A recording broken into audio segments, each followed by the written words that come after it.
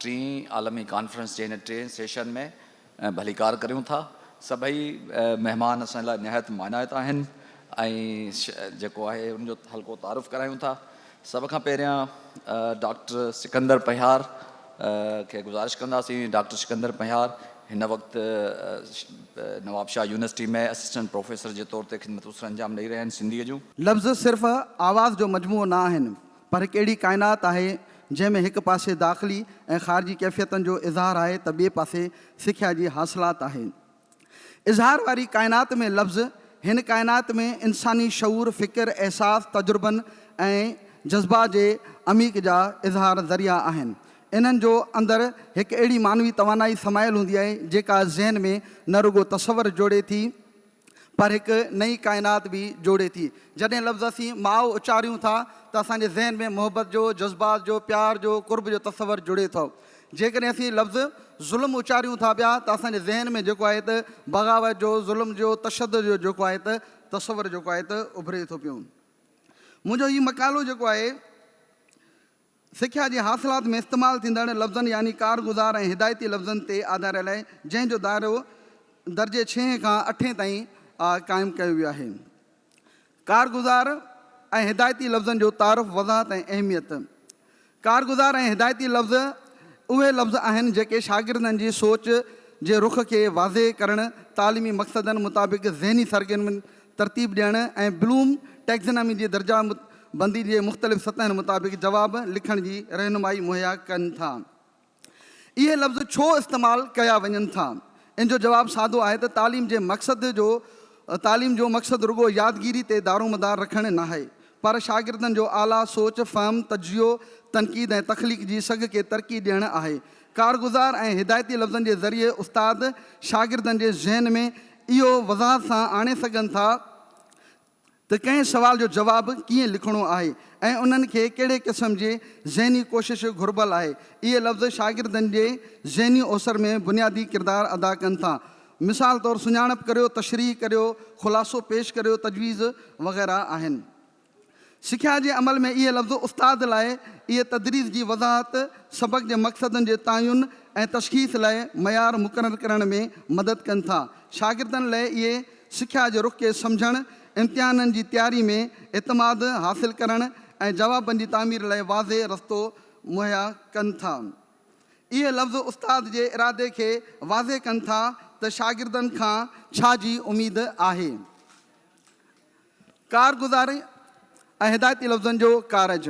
इहे लफ़्ज़ शागिर्दनि में मक़सद जी सुञाणप, ज़हनी सतहनि जी तशख़ीस, तालीमी वज़ाहत, शागिर्दनि में ख़ुदि एतमादी पैदा करणु, शागिर्दनि जी तयारी में मदद, सुवालनि जी नौइयत जी सुञाणप, जाच जी शफ़ायत, ॼाण जे दुरुस्त इस्तेमालु, तनक़ीदी सोच में वाधारो करणु आहे। कारगुज़ार ऐं हिदायती लफ़्ज़नि जी दर्जाबंदी। हीअ दर्जाबंदी 1956 में बेंजामिन ब्लूम ऐं संदसि साथियुनि तरफ़ां तयारु कई वई हुई ऐं बाद में 2001 में इनखे जदीद सूरत ऐं में तरतीब ॾिनो वियो। हीअ दर्जाबंदी 6 बुनियादी सतहनि लेवल्स ते मुश्तमिल आहे जेके आसान खां ॾुखियनि तरफ़ वधनि था।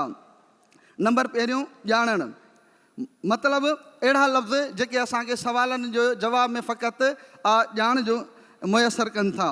ॿी सतह जेका आहे सम्झणु, जंहिंखे अंडरस्टैंडिंग लेवल चयो थो वञे, इन में उहे सवाल कया वेंदा आहिनि जंहिंमें शागिर्दनि जी सम्झ खे जेको आहे त जेको मवादु हूंदो आहे उन जी सम्झ ज़ाहिर थींदी आहे।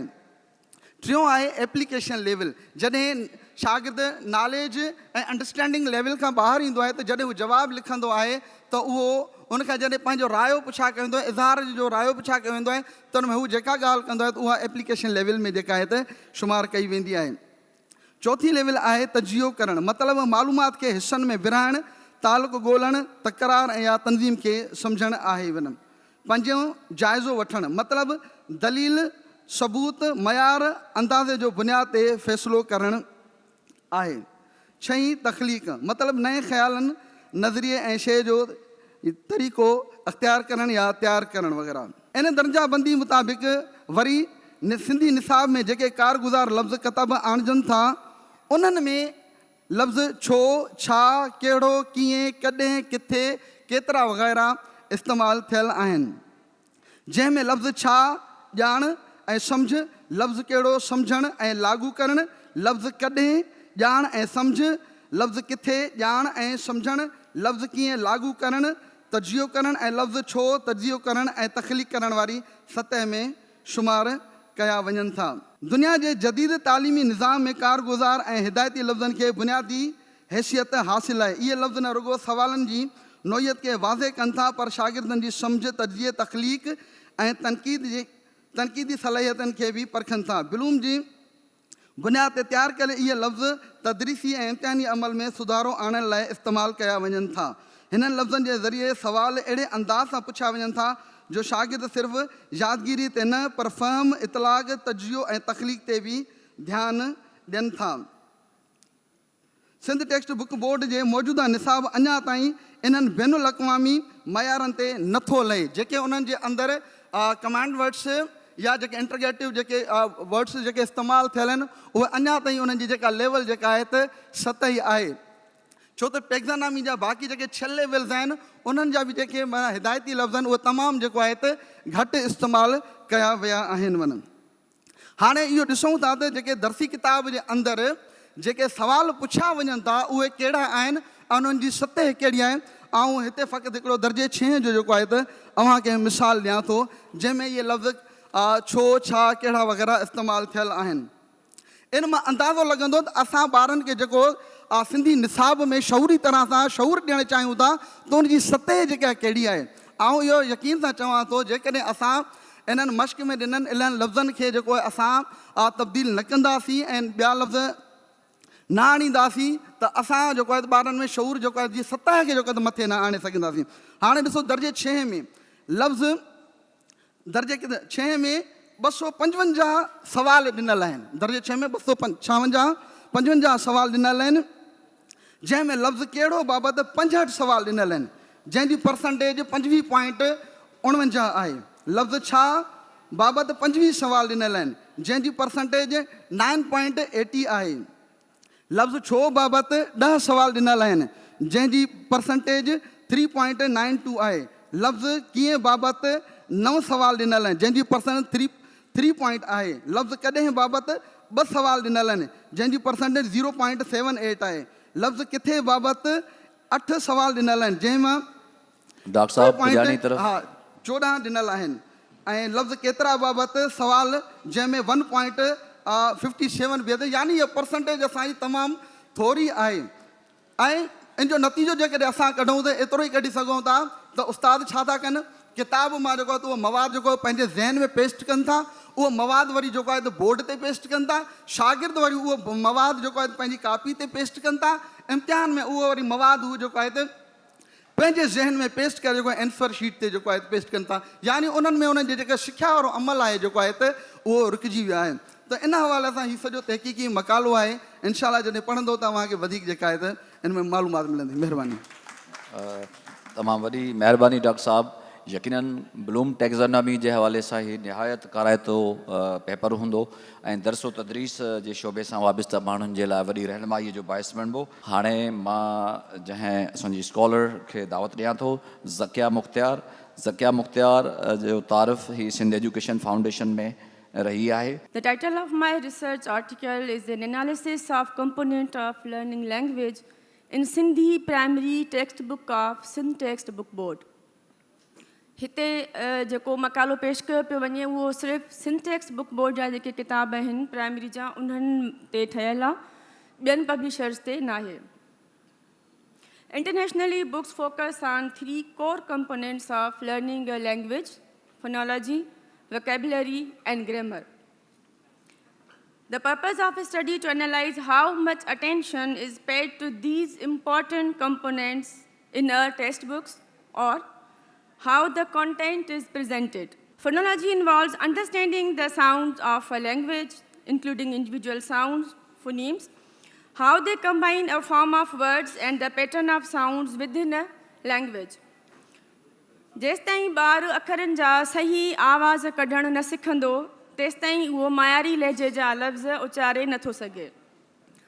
उन सिलसिले में लिसानियात जे वारे डॉक्टर ग़ुलाम अली अलाना साहब पंहिंजे सिंधी सोतियात में लिखनि था त आवाज़ कॾहिं बि नक़ल करे नथा सिखी सघजनि, पर इल्म सोतियात जी मदद सां उन्हनि मां कामयाबु नतीजा माणे सघजनि था।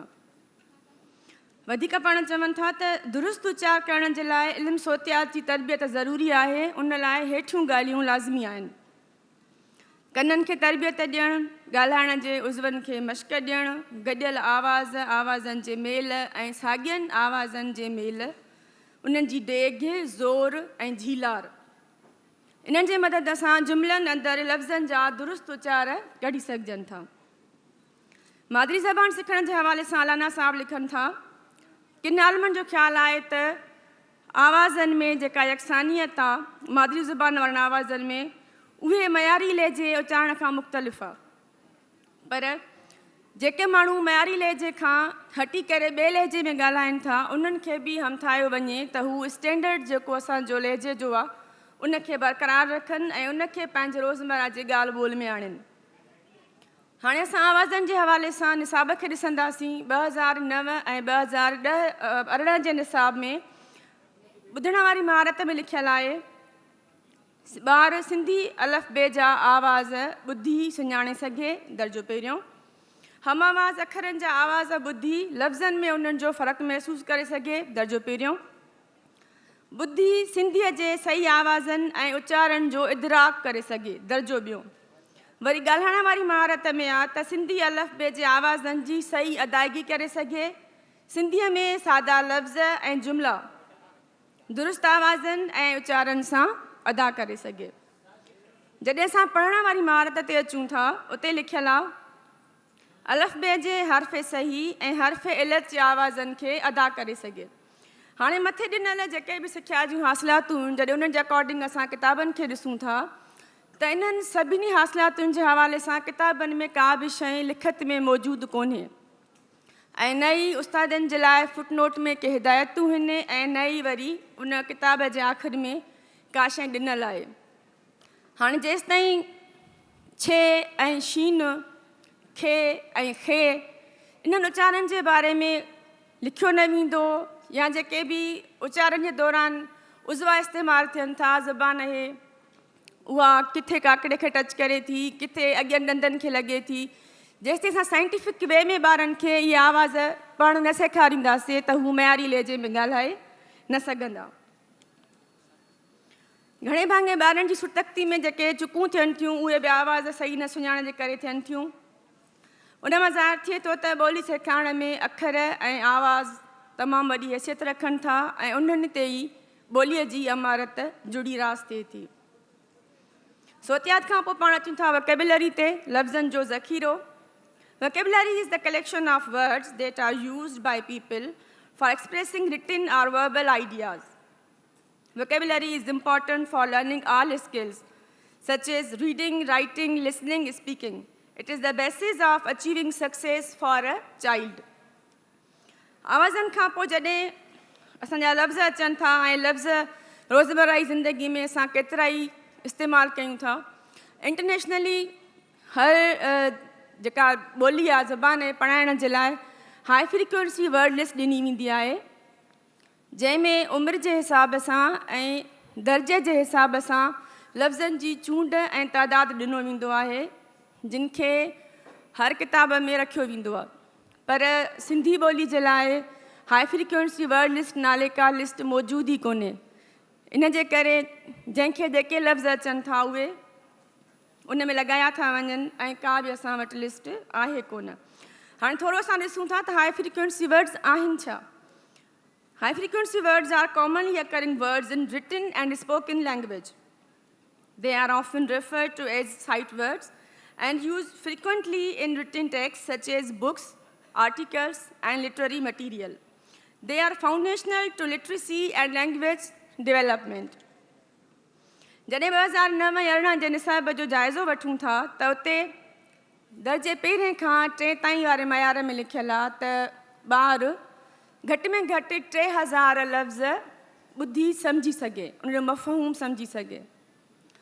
जॾहिं 4-5 ते था अचूं त उते लिखियलु आहे त घटि में घटि इब्तिदाई 6000 लफ़्ज़ ॿार उन्हनि जी माना मफ़हूम ॿुधी सघे, सम्झी सघे। पुॼाणी जे तरफ़ हाणे उहे इब्तिदाई लफ़्ज़ कहिड़ा, उन्हनि जी त का लिस्ट मौजूदु कोन्हे का। तंहिंजे करे ज़रूरी आहे त असां उन्हनि लफ़्ज़नि जी का लिस्ट बनायूं ठाहियूं ऐं इहो यकीन करायूं त उहे किताबनि में मौजूदु थींदा। उनखां पोइ अचे थो ग्रामर सां ॿोली जा क़ाइदा कानून सभु उन ते ई तय थींदा आहिनि। हाणे जॾहिं असां किताबनि जो जाइज़ो था वठूं त उन में ग्रामर जी का तरतीब आहे ई कोन। तव्हांजो प्राइमरी खां वठी 8हें दर्जे ताईं ग्रामर जा हिसा वाइद जमा लफ़्ज़ सही नमूने सां पूरा थियनि ई कोन था ऐं घणे भाङे वर्जाउ थो थिए। माना दर्जे ॿिए में जेके तव्हां शयूं पढ़ी आया आहियो पहिरियनि 15-20 सबक़नि में उन्हनि ई एसेलोस जो वर्जाउ आहे ऐं नवां एसेलोस बिल्कुलु वञी आख़िर में था ॾियनि। सो नतीजो इहो थो निकिरे त ॿोली जे सिखण जा जेके आम जुज़ा आहिनि उन्हनि जे बाबति दर्सी किताबनि में सही सां हिदायतूं ॾिनियूं वञनि, हिकिड़ी वर्ड लिस्ट जोड़ी वञे ऐं कोशिशि कई वञे त ग्रामर जी इम्पोर्टेंस खे ॾिसंदे उन जी तरतीब ऐं उन जा जेके नुक़्ता आहिनि उन्हनि खे सही नमूने सां वाज़िह करे वञो। Thank U. वॾी महिरबानी प्रोफेसर ज़किया मुख़्तियार। हाणे मां पंहिंजे जंहिं महिमान स्कॉलर खे दावत ॾींदुसि, प्रोफेसर डॉक्टर फुलू सुंदर मेंगवाड़।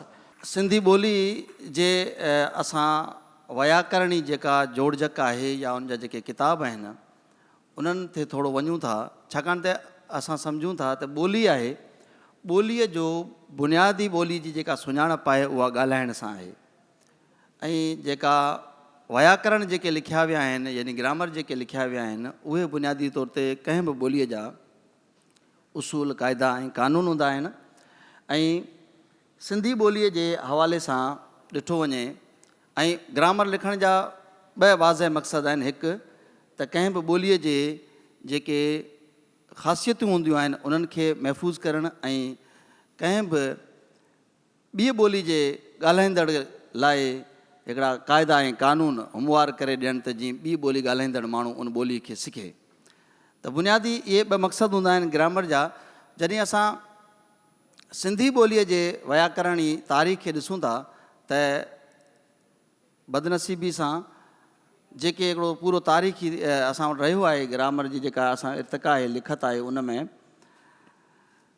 संस्कृत या हिंदी या अरबी या फ़ारसी इन्हनि जा जेके सांचा हुया उन्हनि खे खणी उन्हनि ते घणे भाङे असांजी ॿोली जा जेके व्याकरण लिखिया विया। नतीजे में काफ़ी अहिड़ियूं ॻाल्हियूं आहिनि जेके असांजी ॿोली जा पंहिंजा असलूका जेके उन जा उसूल ऐं क़ाइदा हुया जेके रहिजी विया आहिनि। उन्हनि मां हिकु ॻाल्हि आहे जेके ॿोली जा जेके गॾियल लफ़्ज़ आहिनि उहा गॾियल लफ़्ज़नि जे हवाले सां आउं गुज़ारिश कंदो हलां त केतिरा ई क़िस्म आहिनि। असल में असां जॾहिं ॿोली जे जॾहिं मूं छाकाणि त व्याकरण जी ॻाल्हि कई आहे त उन में जेके असांजा ग्रामर जा किताब लिखियल आहिनि उन्हनि में ख़ासि तौर ते असां इस्म ते जॾहिं अचूं था त केतिरा ई अहिड़ा लफ़्ज़ आहिनि जेके गॾियल इस्म आहिनि पर उन्हनि खे जेको आहे सो आम जेको आहे सो इस्म जे उन में आंदो वियो आहे। नतीजे में उहो पंहिंजी जॻह ते ठीकु आहे पर उन खे वधीक खोलण जी अञा ज़रूरत आहे अहिड़े क़िस्मनि जे इस्मनि खे। ईअं सिफ़तूं आहिनि उहे पिणु गॾियल लफ़्ज़नि सां जुड़नि थियूं, छाकाणि त गॾियल लफ़्ज़ असां उन्हनि खे चऊं था जेके हिक खां ॿ या टे लफ़्ज़ पाण में गॾिजी या उनखां वधीक लफ़्ज़ बि गॾिजी उहे हिकिड़े नए लफ़्ज़ खे जनमु ॾींदा आहिनि ऐं उहो हिकिड़ो लफ़्ज़ केतिरियूं ई मानाऊं पंहिंजे मुख़्तलिफ़ मानाऊं खणी अचे थो। हाणे असां छाकाणि त आउं हिते तत पेश कयां थो तंहिंजे करे हीउ मक़ालो सॼो पढ़ा नथो ऐं मिसाल आउं ॾियां थो कुझु। मिसाल जे तौर ते इस्म सां गॾिजी जेके लफ़्ज़ ठाहिनि था। हाणे मिसाल तौर ते लफ़्ज़ आहे घोड़ो गाॾी या अहिड़ा केतिरा ई ॿिया इस्म आहिनि जेके असां वटि गॾा लफ़्ज़ बि आहिनि। मतिलबु हिकिड़ो लफ़्ज़ जो हिकिड़ो अधु हिकिड़ी ॿोली जो ऐं ॿियो अधु ॿी ॿोली जो। मिसाल जे तौर ते असां वटि लफ़्ज़ आहे रेलगाॾी। हाणे रेलगाॾी जेको आहे रेल अंग्रेज़ी जो लफ़्ज़ आहे ऐं गाॾी असांजी सिंधी जो लफ़्ज़ आहे। ईअं सिफ़त ऐं इस्म पाण में गॾिजनि था। मिसाल लफ़्ज़ आहे ख़ूबसूरत, ख़ूब ऐं सूरत या ॿिया केतिरा ई जेको आहे सो रूमाल यानी रू माना चहिरो या माल माना अच्छा हीअ वरी इस्म ऐं फ़ैल आहे मलण त सिफ़त ऐं सिफ़त सां बि लफ़्ज़ गॾिजनि था या ज़र्फ़ ऐं ज़र्फ़ सां बि लफ़्ज़ गॾिजनि था। मिसाल जे तौर ते हाणे लफ़्ज़ आहे न लफ़्ज़ आहे बुनियादी तौर ते ज़र्फ़ पर असां जॾहिं ॻाल्हायूं था त असांजे जेको टून हूंदी आहे या असांजो जेको एक्सेंट हूंदो आहे उन में असां जॾहिं ॻाल्हाईंदा आहियूं त न लफ़्ज़ खे जॾहिं उनखे ॿिटो कंदा आहियूं त न अहिड़े क़िस्म सां ॻाल्हाइण सां उहो हिकिड़ो ज़र्फ़ जी बजाए उहो हिकिड़ो सवालिया लफ़्ज़ बणिजी थो पवे, उहो ज़र्फ़ न हूंदो आहे। हाणे जेको मुरकब फ़ैल आहिनि उन जा डॉक्टर अलाना साहिब जो जेको तशरीह ग्रामर किताबु आहे उन में मुरकब फ़ैल जे बारे में ॿुधायो आहे डॉक्टर अलाना साहिबु। उन जा कुल 5 क़िस्म ॿुधाया आहिनि उन्हनि में। ऐं छाकाणि त उन किताब में सॼा लिखियलु आहे ऐं उहा सॼी ॻाल्हि रिपीट नथो कयां, पर सिर्फ़ु हिते हिकिड़ी इहा ॻाल्हि चवणु चाहियां थो त हिन में बि जेके उसूल ऐं क़ाइदा जेके आहिनि ख़ासि तौर ते उन्हनि जे लाइ टर्मिनोलॉजी जेको आहे उन्हनि जे लाइ इस्लाह जेके उन्हनि जा इस्तेमालु कयल आहिनि उन्हनि जे लाइ मिसाल जे तौर ते अतफ़िया मुरकब फ़ैल। हाणे अतफ़िया मुरकब फ़ैल जेको आहे हे अहिड़े क़िस्म जा जेके असांजा जेके टर्मिनोलॉजीज़ जेके आहिनि उहे इस्तेमालु थियनि थियूं ग्रामर में, जेके पिणु असांजे लाइ असांजे सिंधी शागिर्दनि जे लाइ मुंझार जो शिकार आहिनि। इन्हनि खे सिंधी के लफ़्ज़ ॾियण जी बि ज़रूरत आहे। ऐं उनखां अलावा मिसाल फ़ैल जेके आहिनि ॿिया केतिरा ई फ़ैल आहिनि उन्हनि सां फ़ैलनि सां गॾु इस्म मिसाल दिलि लॻणु, ऐं दिलि लॻणु जेको आहे हाणे दिलि इस्म आहे ऐं लॻणु जेको आहे फ़ैल आहे। हाणे ईअं पाण में लफ़्ज़ जुड़नि था, या अहिड़ी तरह सां अखि लॻणु, ईअं अखि जेका आहे इस्म आहे ऐं वरी लॻणु फ़ैल आहे, अहिड़े क़िस्म जा। ऐं हिकिड़ो ॿियो मिसाल आउं ॿुधायां जीअं ज़र्फ़ ऐं फ़ैल जो। मिसाल न आहे, हाणे न लफ़्ज़ आहे ज़र्फ़ ऐं आहे फ़ैल, उन्हनि जो गॾियल थिए थो, असां ॻाल्हायूं था लफ़्ज़ लिखत में बि अचे थो उहो आहे नाहे। ईअं ॿियो छा आहे, हाणे छा जेको आहे उहो ज़मीर आहे ऐं उन सां गॾोगॾु आहे जेको आहे उहो फ़ैल आहे, लफ़्ज़ ठहे थो छा आहे। हाणे इन्हनि खे अञा ताईं किथे तइ न कयो वियो आहे त इहे बुनियादी तौर ते इन्हनि खे कहिड़ी जॻह ते इन्हनि लफ़्ज़नि खे रखणु घुरिजे। ही अहिड़ा लफ़्ज़ आहिनि जेके असांजी ॿोलीअ जी सूंहं, इन्हनि जी जेका आहे सो केतिरियूं ई मानाऊं ऐं केतिरा ई जेको आहे सो इन्हनि में जेको आहे सो कल्चरल बैकग्राउंड उहे सभु आणनि था। मिसाल कॾहिं कॾहिं अहिड़ा लफ़्ज़ अचनि था, जीअं मिसाल मूं लफ़्ज़ ॾिनो मिसाल ॾिनो न जो। हाणे बदनसीबी सां कॾहिं जॾहिं असां ॿियनि ॿोलियुनि जा जेके ग्रामर आहिनि उन्हनि खे साम्हूं रखी जॾहिं असां ॾिसूं था ऐं ॻाल्हायूं था पंहिंजे ॿोली जे ग्रामर खे, त सम्झ कॾहिं कॾहिं के माण्हू मश्करी मज़ाक़ में या कंहिंखे हरू चेक करण जे लाइ चवंदा बाबा लाइ हिन खे असां अंग्रेज़ी में ॿुधा छा आहे। हाणे मिसाल न जेको लफ़्ज़ आहे, हाणे असां हूअं त 2 दफ़ा जॾहिं रिपीट थिए थो त उहो दोहिराइजे थो लफ़्ज़, त उहा पंहिंजी अलॻि माना वठी थो अचे। हाणे इनखे अंग्रेज़ी में जेकॾहिं चवंदासीं त इहो नो थींदो। हाणे नो जी उहा माना न आहे जेका असां वटि सिंधी में न जी माना थिए थी। सो अहिड़ी रीति मुंहिंजो हिन मक़ाले जो बुनियादी मक़सदु इहो आहे त सिंधी ॿोली जे अंदरि जेको ॿिटनि लफ़्ज़नि या गॾियल लफ़्ज़नि या मुरकब लफ़्ज़ चऊं उन्हनि जो हिकिड़ी तमामु वॾी कहकशां आहे। तमामु घणा जेको आहे उन्हनि जा केतिरा ई क़िस्म आहिनि जेके अञा उन सतह ते सिंधी ॿोली जे अंदरि इन्हनि जो अभ्यास न कयो वियो आहे, जेको आउं सम्झां थो हिन मुंहिंजे मुक़ाले जो तत्व ऐं जेको आहे पैगाम आहे या रिकमेंडेशन इहा आहे त व्याकरण ते जेके असां वटि कमु ज़रे घटि बंदि लॻो पियो आहे ऐं तमामु न थी रहियो आहे, उनखे ॿिए सिर जाॻाइजे ऐं इन क़िस्म जा जेके केतिरा ई मामला जेके आहिनि सिंधी ॿोली जे व्याकरण जा सां लाॻापियल आहिनि उन्हनि ते अञा तमामु घणी तहक़ीक़ करण जी ज़रूरत आहे। तव्हांजी वॾी महिरबानी।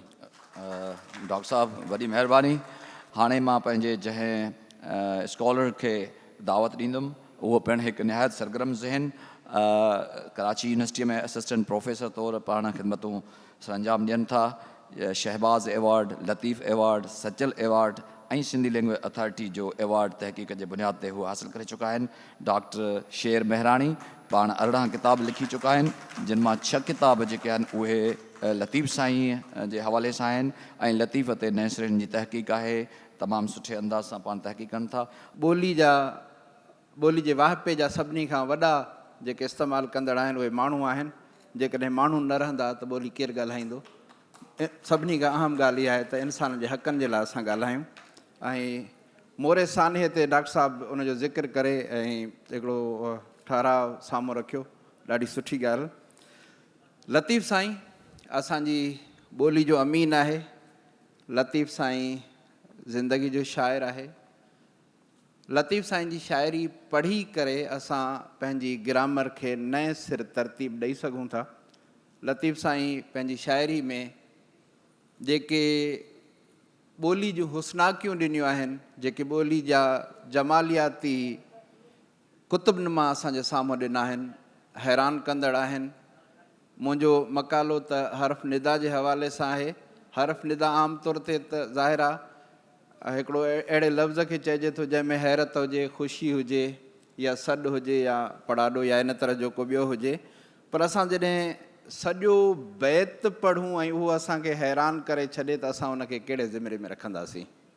लॻी मेख न निकिरे हई जा होतन, लॻी मेख न निकिरे हई जा होतन, चुभी वई जान में खुपी साण खंभनि, सवें सोनारा गॾिया लखें लोहारनि, सुरी कान सैयद चए हणंदे हथोड़नि, उहा मेख महबूबनि चपनि सां चोरे कढी। हाणे इहो जेको समूरो हैरत जो जहान लतीफ़ पैदा थो करे, इनखे असां ग्रामर जे कहिड़े ज़िमरे में रखंदासीं, असां इनखे कहिड़े जेको आहे सो उन में आणींदासीं। हर्फ़ निदा त हैरान करे ई करे थो, पर असांखे वधि खां वधि हैरान लतीफ़ थो करे जॾहिं असां उन जी शाइरी पढ़ूं था, जॾहिं उन जा लफ़्ज़ पढ़ूं था, जॾहिं हू इस्म खे निदाई सूरत थो ॾिए, जॾहिं हू ज़मीर खे निदाई सूरत थो ॾिए, जॾहिं हू ज़र्फ़ खे निदाई सूरत थो ॾिए, त यकीननि असांखे लतीफ़ हैरान करे थो छॾे।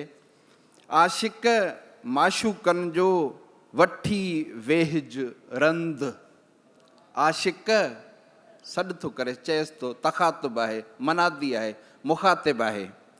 पीआरींदई पाणे मैखाने जो मंध, कीम कढज कंध ओॾो थी उनखे। या आशिक़ माशूक़नि जो वठी वेहिज दर, आशिक़ माशूक़नि जो वठी वेह दुखाण, आशिक़ माशूक़नि जो वठी वेहिज घटि। सभिनी में आशिक़ इस्म आहे पर निदाई सूरत में आहे। दूधा तूं न धई आग ओॾो न वञी, उला जे इश्क जा सेतां तूं न सही, उभो ईअं चई त आउं आगड़ियो आहियां, दूधा तूं न धई।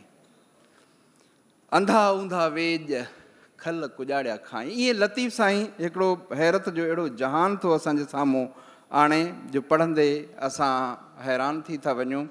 ऐं उहा हैरानगी मुख़्तलिफ़ बैतनि में मुख़्तलिफ़ सूरतुनि में असांजे साम्हूं थी अचे।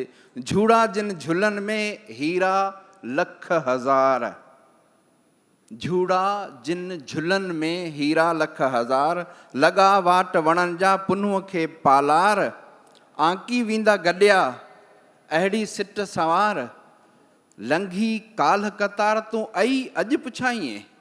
हैरानगी जो हिकिड़ो नओं जहान जेको लतीफ़ तख़लीक़ थो करे। लंघी काल्ह कतार तूं आई अॼु पुछाईं, उहा कतार त कल्ह हली वई। ऐं थी ॻोल्हियां अॼु उठनि खे केची मुंहिंजा काल्ह विया। वाहड़ भरियूं म पाए तोपिण लेखो ॾियणो, सदा सावण ॾींहड़ा ईअं न हूंदी आहे, विहामी वेंदा आहे घणा हणंदे हथड़ा। हर्फ़ तमन्ना या दुआया हर्फ़ निदा जी हिकिड़ी सूरत आहे, जेके लतीफ़ एॾा ख़ूबसूरत उहे तमन्नाई लफ़्ज़ इस्तेमालु कया आहिनि जो पढ़ंदे हैरानगी थिए। बल्कि जॾहिं मूं मक़ालो ही लिखियो पिए त मूंखे लॻो पिए त हिन ते त एमफिल आराम सां करे सघिजे थी। एॾो लतीफ़ जेको आहे हिनखे गहरो करे पेश कयो आहे। मूं जीअं चयो त असां लतीफ़ खे पढ़ी करे पंहिंजी ग्रामर दुरुस्त करे सघूं था, पंहिंजी ग्रामर खे नए सिर तरतीब ॾेई सघूं था, छाकाणि त ॿोली जो अमीन आहे, ॿोली जो कारीगर आहे, हसीन ॿोली ॾींदड़ आहे।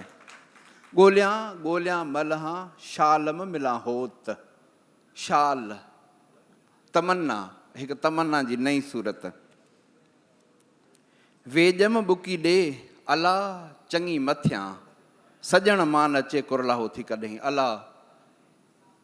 हर्फ़ ताजुब हर्फ़ निदा जी हिकिड़ी सूरत, जंहिंमें ताजुब में विझी थो छॾे ऐं हैरान करे थो छॾे। ऐं लतीफ़ जी शाइरी त हूअं ई हैरान थी करे छॾे। पाण थो चए हौसलो हैरत में करे की न दरक, जो हुस्न संदो हक़ सो कुंवर परोड़े कीन के।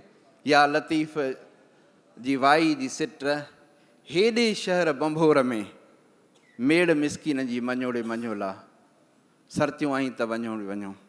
मुंहिंजोड़े पेच पण हेॾे शहर बंबोर में केॾो वॾो शहर आहे बंबोर जो, पर मुंहिंजी मिनथ को बि मञण वारो कोन्हे को। हर्फ़े तासुफ़ जंहिंमें अफ़सोस जो इज़हार थिए थो, जेको निदाई सूरत जी हर्फ़े तासुफ़ जंहिंमें अफ़सोस ईंदो आहे। है कयो हाय थी पाण हणे सिर पाहणे, है कयो हाय थी पाण हरे सिर पाहणे, लधाई लतीफ़ चे जूई जतन जी जाए, शुक्र यार संदाए सटाणे साथ मिड़े, घोड़ा घणी भूए वोए वे वञनि निंगिया, मादर मथां मुंहुं कांग लवंदा कॾहिं।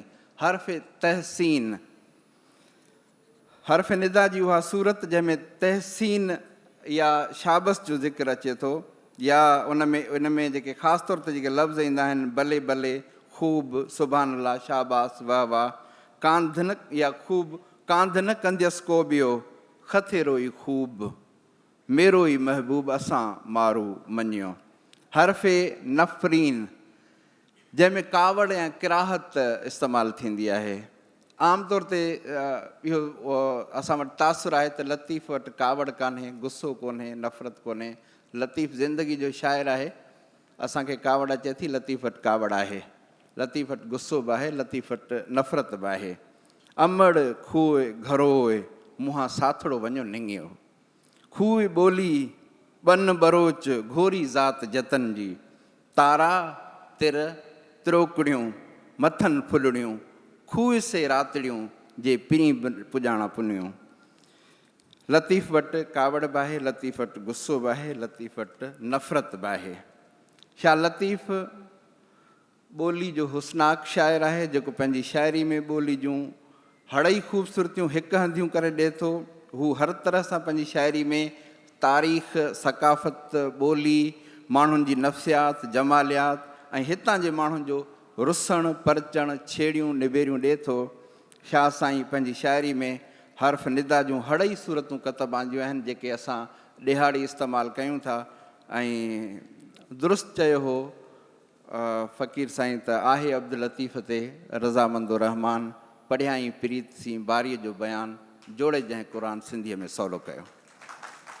महिरबानी डॉक्टर साहब, तव्हां निहायत मुफ़सिल अंदाज़ सां हर्फ़ निदा जो इस्तेमालु लतीफ़ साईं जे शाइरी में। हाणे मां पंहिंजे जंहिं स्कॉलर खे दावत ॾियां थो, उन्हनि जा मक़ाला नौजवान स्कॉलर्स जे लाइ हिकु मशाल राह आहिनि।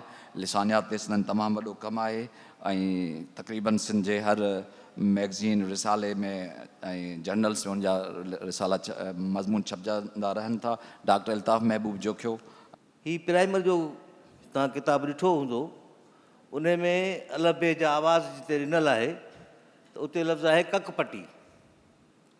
हाणे ककपटी में छा ॾिनल आहे?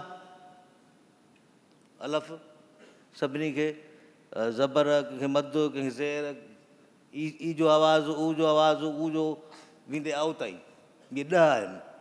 सिंधी ॿोलीअ में असां वटि 10 वाबिल्स जेके लिखिया वेंदा आहिनि, ऐं उनखे जॾहिं अखरनि में लिखियो वेंदो आहे त इन सूरत में लिखियो वेंदो आहे। मथी सूरत में 10 जेकॾहिं वाबिल्स असां सिंधी में 10 सुर जेकॾहिं ॾींदासीं, ॼाणाईंदासीं त इहा सूरत हूंदी आहे लिखण जी। उन खां पोइ साॻिए नमूने सां वरी जॾहिं असां अचूं था बे ते, त बे ते ज़बर ईअं ॾिबी, मद ईअं ॾिबो, ज़ेर ईअं ॾिबी। अहिड़े नमूने सां सॼी हिकिड़ी पटी ॾिनल आहे प्राइमर जी किताब में। सॼी मुकमल त न आहे, पर कुझु सोचो ॾिनल आहे। ऐं उन खां अलावा वरी इन में के नेज़ल वाबिल्स थींदा आहिनि, जेके असांजी अञा प्राइमर में ॾिनल कोन्हनि के। उनजा बि के सबब आहिनि, त उन ते हिकिड़ो वज़न थी वेंदो, जंहिंजे करे उनखे स्किप कयो वियो आहे। त सिंधी ॿोलीअ में इहे सम्झो त 20 वाबिल्स थियनि था। हीअ 10 साफ़ सुर, सिंपल वाबिल जंहिंखे चऊं असां, ऐं ॿिया नेज़ल वाबिल थींदा आहिनि, जेके असांजी प्राइमर में ॾिनल न आहिनि। सुवालु हिते इहा आहे त इहो ककपटी छा आहे? हाणे जेकॾहिं आमतौर ते इहो तसवुरु कयो वेंदो आहे त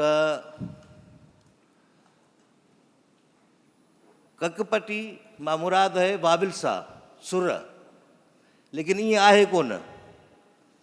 पोइ उन सां छा हिकिड़ो मुंझारो कहिड़ो साम्हूं ईंदो आहे? मुंझारो इहो साम्हूं ईंदो आहे त इन में जेको अलफ़ ॾिनल आहे, इन में जेको अलफ़ ॾिनल आहे, आया इन जो तसवर छा आहे, छा इहो कॉन्सोनेंट आहे या इहो वाविल्स में हलियो वेंदो। इहो आम उस्तादनि खे मुंझारो थिए थो, आम आलमनि वटि बि मुंझारा इहे ॾिठा विया आहिनि त इन खे सिर्फ़ु वाविल सम्झंदा, इन सूरत में वरी इन अलफ़ खे कॉन्सोनेंट न सम्झियो वेंदो आहे। मिसाल तौर ते तव्हां जेकॾहिं लफ़्ज़ वठूं अखि, त अखि में अ जो आवाज़ु त आहे ऐं यकीननि उन में वाविल त थींदो, पर इहो अलफ़ ख़ुदि छा आहे, इहो अलफ़ हिकिड़ो कॉन्सोनेंट आहे जेको इंग्लिश में ग्लोटल स्टॉप सॾियो वेंदो आहे। त इहो अलफ़ ख़ुदि कॉन्सोनेंट आहे। त हीअ सूरत जेका आहे हिन जी अलफ़ खे जेका ज़बर ॾिनल आहे, त इहे ॿ आवाज़ आहिनि, हिकिड़ो आवाज़ु न आहे, जंहिंजे करे असां हिनखे सेलेबिल कोठींदासीं। त इहे कक पटी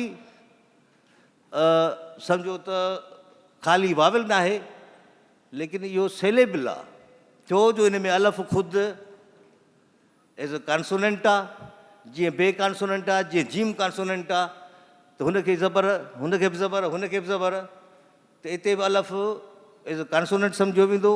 जॾहिं त हुनजो जेको ज़बर जो आवाज़ु आहे उहो वाविल सम्झियो वेंदो।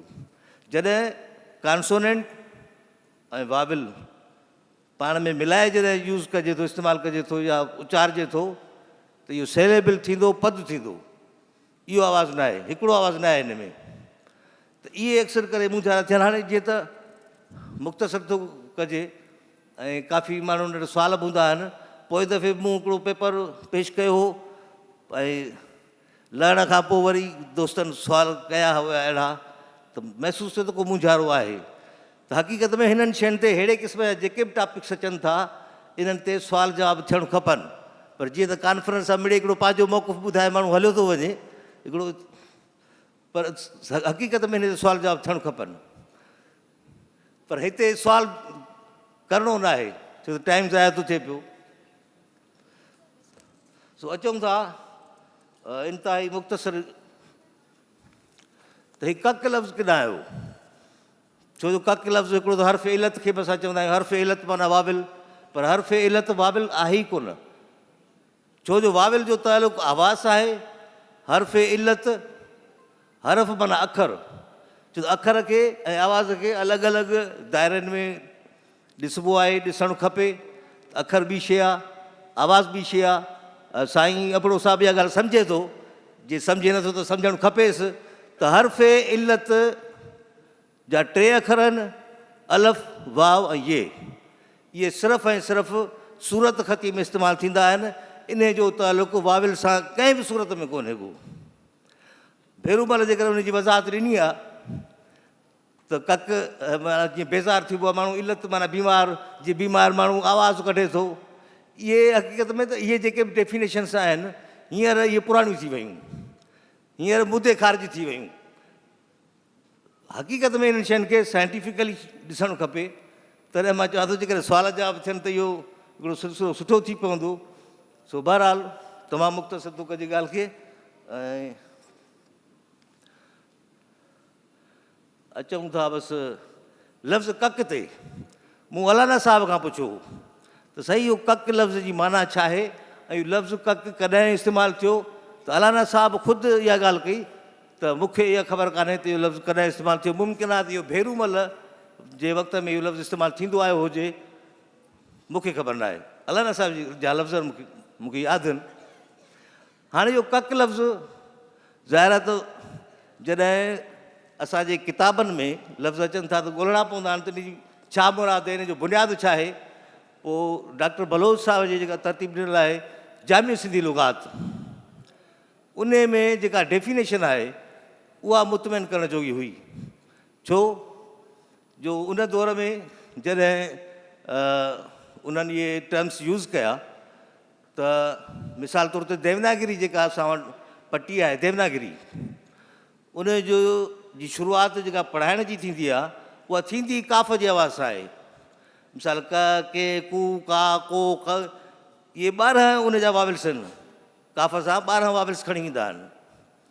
त उहा जेका क ऐं के खे मिलाए हुननि कक चयो आहे। इहा कक इहा न आहे जेका इलत जी ॿधूं, या कक माना बेज़ारी जी ॿधूं, पर हीअ जेका पटीअ जी जेका तरतीब आहे, जेका देवनागिरी जी आहे, मिसाल ज़बरुनि सां या ज़ेरुनि सां जेका पढ़ाइजे थी त क ऐं के, उहा आहे तरतीब। माना उन में यकीननि सम्झो त हिकिड़ो सेलेबल थो अचे पियो, हिकिड़ो आवाज़ु न आहे।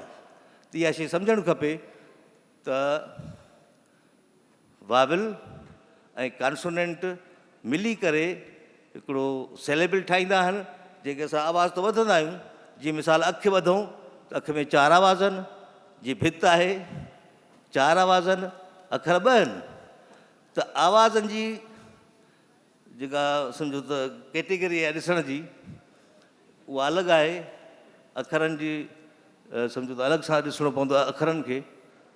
सो बहरहाल हाणे हीअ जेका ककपटी जेका ॾिनल आहे, इहे ॾिसो त तव्हां मथे जामिस लुगात जो हिकिड़ो हवालो आहे, त उन में ॿुधाए थो पियो त जीअं हिंदू सिंधी आयोटा में पहिरियों अखर क आहे, जंहिंखे किको चइबो आहे। हाणे किको इहो वरी अञा ॿियो टर्म आहे, इहो वरी चवंदा आहिनि हुन में गौरमुखी में।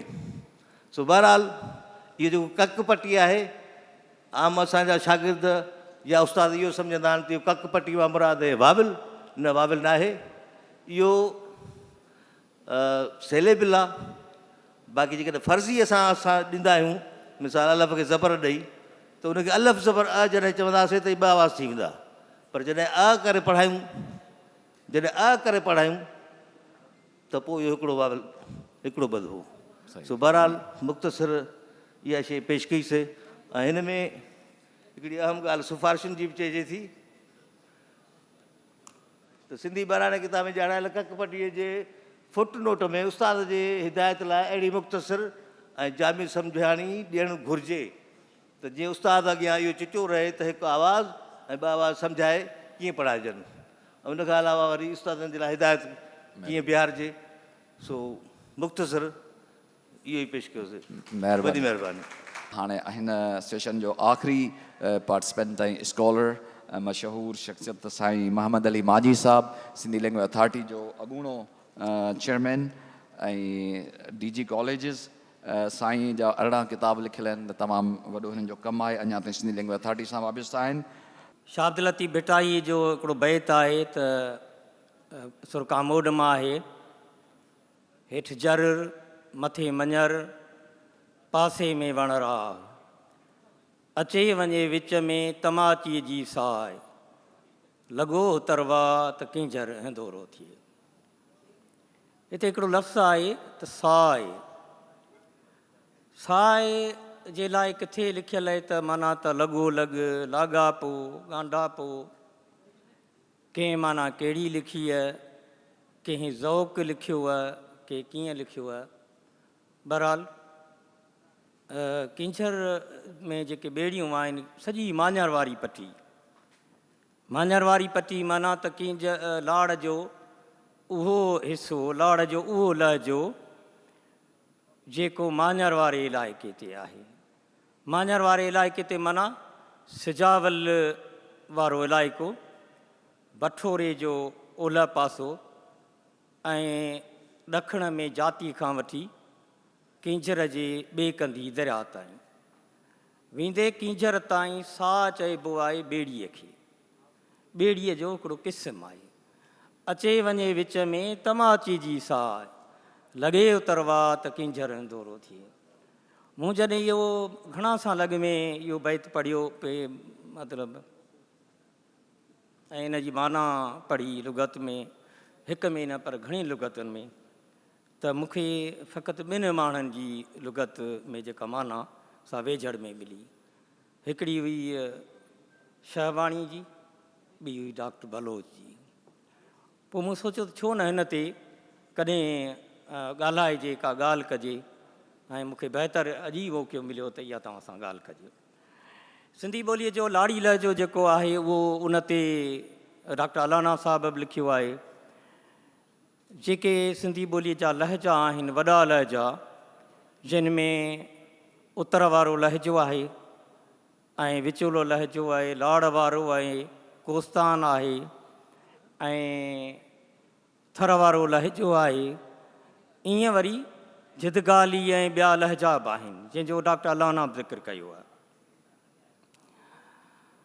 जीअं जीअं सिंध जी तारीख़ अॻु में वसी रही आहे त हिननि लहजनि जी जेका जाग्राफियाई हद आहे उहा बि घणी रही आहे। जीअं जीअं उहा जाग्राफियाई सिंधी ॿोलीअ जी जाग्राफियाई इलाइक़नि जी सिंध जी ऐं सिंध जे उन्हनि इलाइक़नि जी जीअं थोरी सुकड़ी आहे, जीअं थोरी नंढी थी आहे, जीअं जीअं थींदी वई आहे उहा जेके लहजा उनजी तारीख़ उनजी जाग्राफियाई हद लिसानियाती हद जेका उहा बि घटिजंदी रही आहे।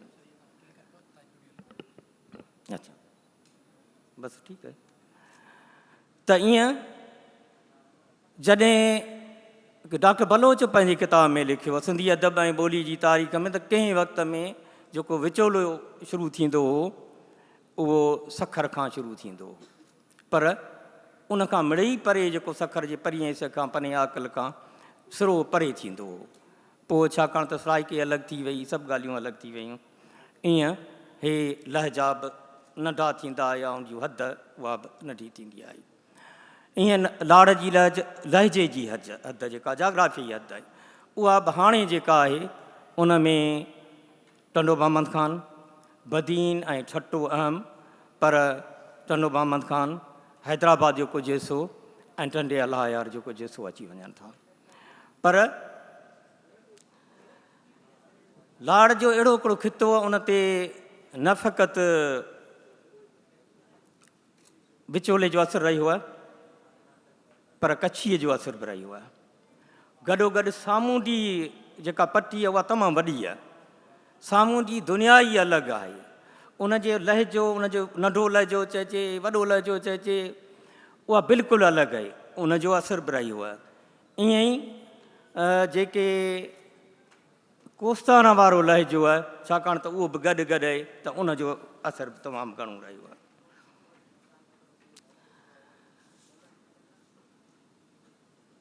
ऐं पक सां चवां थो त कंहिं ज़माने में जीअं सराइकी वारा लहजा बि सिंधीअ जा लहजा हुआ ऐं छाकाणि त पोइ उहो अलॻि थी विया, ईअं कच्छीअ जो लहजो बि सिंधी ॿोलीअ जो लहजो हो, बल्कि असां अञा बि चऊं था, पर ईअं वेंदे गुजराती जेको ओरी पटी आहे उनजो लहजो बि ईअं आहे। ख़ासि करे विरहाङे सबबि या कनि ॿियनि सबबनि जे करे दुनिया जे मुख़्तलिफ़ हंधनि ते जेके सिंधी माण्हू रहनि था, ख़ासि करे हिंदुस्तान जे 2 अहम हंधनि ते उन्हनि जो लहजो वरी पंहिंजो थी वियो आहे, उनजो सिंधी ॿोलीअ जो लहजो ई पंहिंजो आहे। असां वटि मुंहिंजे ख़्याल में त डॉक्टर अलाना साहिबु या ॿिया जेके जतोई साहिबु उनखां पोइ को अहिड़ो ख़ासि उनजा जेका लिसानियाती जाग्राफी आहे उन ते कमु तमामु घटि थियो आहे जेको थियणु बि घुरिजे। छा दुनिया जे मुल्कनि में उहो ईअं थींदो आहे त ब्लूमिंग आहे या ॿिया जेके माहिर आहिनि, जेके नयूं टेक्नोलॉजी आयूं आहिनि उन में नक्शा छिकिया वेंदा आहिनि हर इलाइक़े जा, त इहे नक्शा आहिनि इन इलाइक़े में ॿोली हीअ ॻाल्हाइजी थी, एसि ताईं किथे जेको हिकिड़ो लफ़्ज़ु आहे कूंज, पाण वटि जेको आहे सिंधीअ में कूंज आहे, उन लाइ अमेरिका में 7 स्टेट्स में हिकिड़ो जेको सो थियो आहे सर्वे थिए थो किथे किथे कीअं थी ॻाल्हाई वञे। मुंहिंजे ख़्याल में त लाड़ी लहजो हुजे, उतरादी लहजो हुजे, विचोले जो हुजे, उन में जेके नंढा लहजा आहिनि उन ते ईअं ई नक्शा ईअं सर्वे जे बुनियाद ते उहा तहक़ीक़ थियणु घुरिजे। हाणे जेको किंचर जो लहजो आहे उन लाड़ी लहजे में छाकाणि त माञर जो हिकिड़ो वॾो लहजो आहे, माञर जो वॾो लहजो आहे, उहो जेको माञर जो लहजो आहे उहो आहे जेको जंहिंजो आउं सवेर ज़िक्र करे वियुसि, उहो बिल्कुलु उनखे वेझो आहे। माञर में बि डंडूं आहिनि, ढोरा आहिनि, नंढा नंढा वहकरा आहिनि, ॿेड़ियुनि जो वाहपो घणो आहे, तंहिंजे करे उहा साॻी ॻाल्हि जेका असां किंचर में बि आहे जंहिंजो उन ते पासर बि लॻभॻि साॻिया ई आहिनि।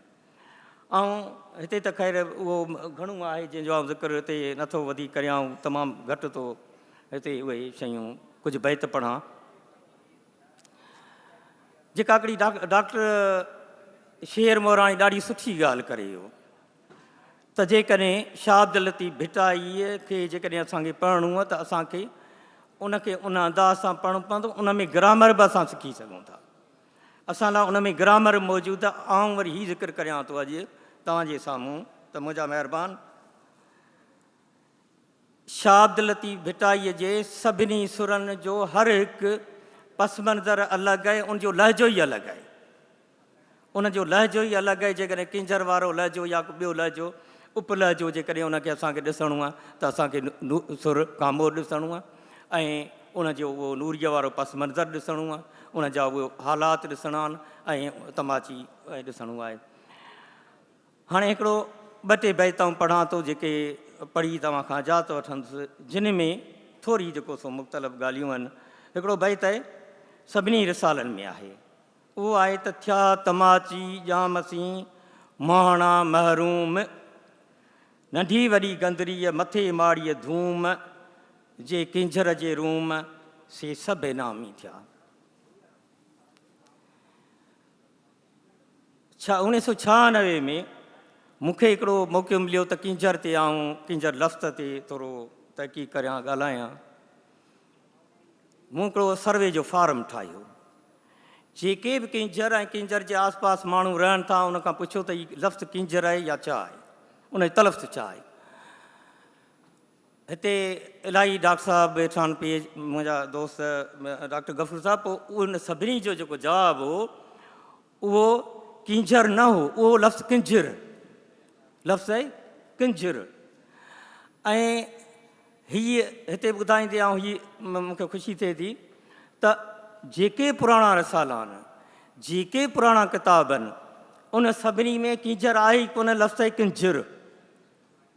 ठीकु आहे, उहो वरी पे छपियो पोइ कराची जे रिसर्च जनरल में।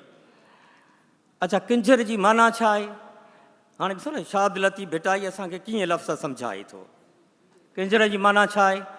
जंहिंखां पुछंदा उहो ॿुधाईंदो अदा हिते त किंजर लॻा पिया आहिनि, अदा मींहं वठा आहिनि, अहिड़ा कख थिया आहिनि, अहिड़ा खीर आहिनि, अहिड़ा मखण आहिनि, हिते किंजर लॻा पिया आहिनि, माना ख़ुशहाली लॻी पई आहे, ठठ लॻा, ऐश लॻा पिया आहिनि। किंजर जी माना आहे ख़ुशहाली, सुख, छाकाणि पाणी हो न, ॿेड़ियूं हे हो सभु शयूं।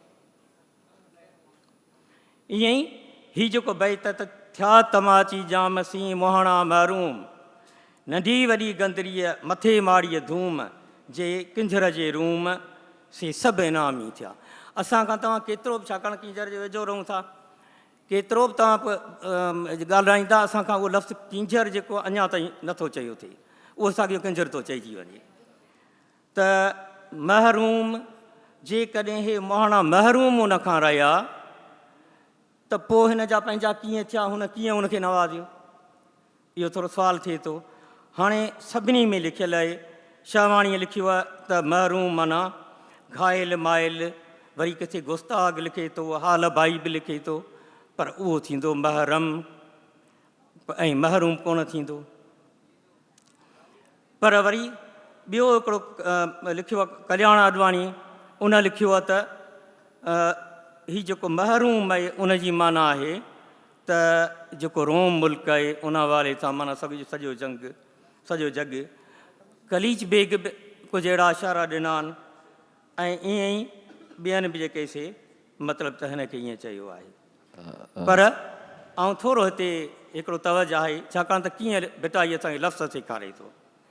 थिया तमाची ॼामसी मोहणा महरुम, महरुम महरम थिया, महरम माना ॼाण सुञाण वारा, हाल भाई, नंढी वॾी गंदरीअ मथे माड़ीअ धुम, जे किंजर जे रुम से सभु इनामी थिया। किंजर जे रुम, रुम किंजर में चइबो आहे अहिड़ी कुंड खे, अहिड़े पासे खे जेको थोरो मथां हुजे। किंजर हिकिड़ो रुम हिकिड़ो तड़ बि रहियो आहे। ऐं मुंहिंजे ख़्याल में त असांखे इन लिहाज़ सां इन सुर खे, उनजी लहजे खे, उनजे लफ़्ज़नि खे असांखे वरी ॾिसणो पवंदो। तव्हांजी महिरबानी। साईं वॾी महिरबानी। डॉक्टर साहब जे हिन मक़ाले जे तत पढ़ण सां इहा जो की हिन सेशन जी पुॼाणी थी।